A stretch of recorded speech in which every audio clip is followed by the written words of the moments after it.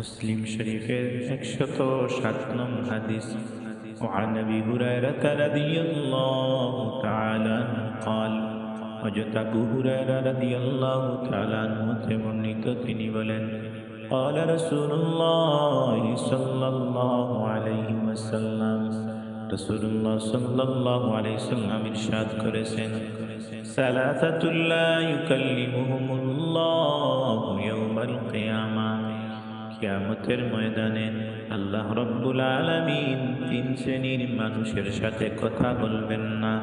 ওয়ালা ইউযাক্কিহিম, এই তিন শ্রেণীর মানুষের গুনাহ আল্লাহ রাব্বুল আলামিন মাফ করবেন না।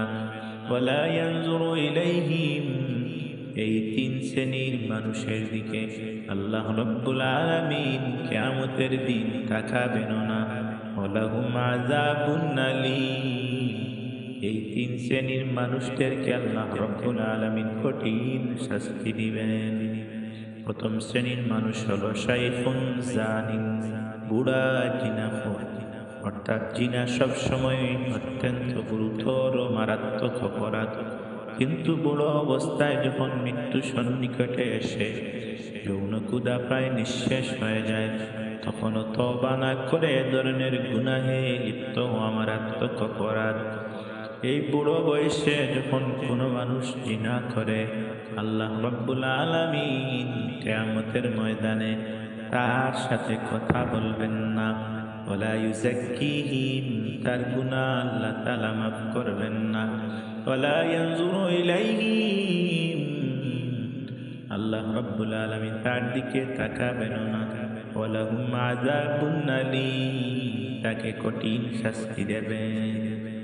দ্বিতীয় শ্রেণীর মানুষ হলো মালিকুন কাযযাব, মিথ্যাবাদী শাসক।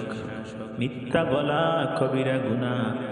মানুষ সাধারণত কারো ভয়ে বা কিছুর লোভে পড়ে মিথ্যা বলে, কিন্তু শাসকের বাহ্যত মিথ্যা বলার কোনো প্রয়োজন পড়ে না।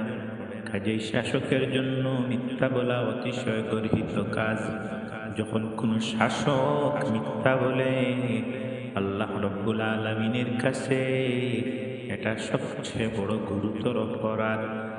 আল্লাহ রাব্বুল আলামিন কিয়ামতের ময়দানে এই শাসকের সাথে কথা বলবেন না, এই শাসকের গুনাহ মাফ করবেন না, এই শাসকের দিকে তাকাবেন না এবং এই শাসককে কঠিন শাস্তি দেবেন। কিছু শ্রেণীর লোক হলো আইলুন মুস্তাকবিরুন, গরিব দাম্ভিকতা সম্পন্ন ব্যক্তি। অহংকার করা কারো জন্যই উচিত নয়, সবার জন্যই ক্ষতিকর, কিন্তু দরিদ্র নিঃস্ব ব্যক্তি যখন অহংকার করে, এই অহংকার বড় বিস্ময়ের ব্যাপার। কিয়ামতের ময়দানে এই গরিব অহংকারী ব্যক্তির সাথে আল্লাহ রাব্বুল আলামিন কথা বলবেন না। লা ইউকাল্লিমুহুমুল্লাহু ইয়াওমাল কিয়ামাহ ওয়ালা ইউযাক্কিহিম, এই দাম্ভিক গরিব ব্যক্তিকে আল্লাহ রাব্বুল আলামিন মাফ করবেন না।